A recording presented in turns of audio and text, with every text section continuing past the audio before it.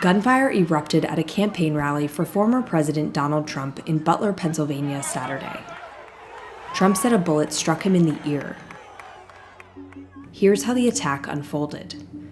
President Trump was speaking from a stage located here, with Secret Service snipers in position on the roof of a building behind the stage.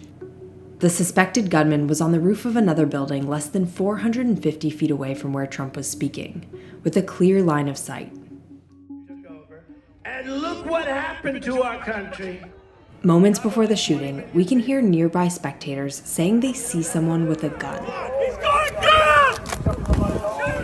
At the same time, while Trump speaks, the Secret Service snipers can be seen facing the gunman's direction.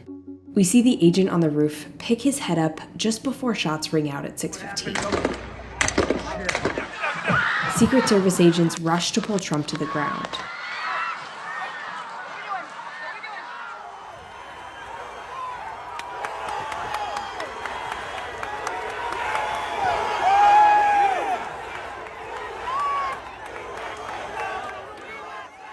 As they rush him from the stage, blood can be seen on the bleachers behind where Trump was speaking.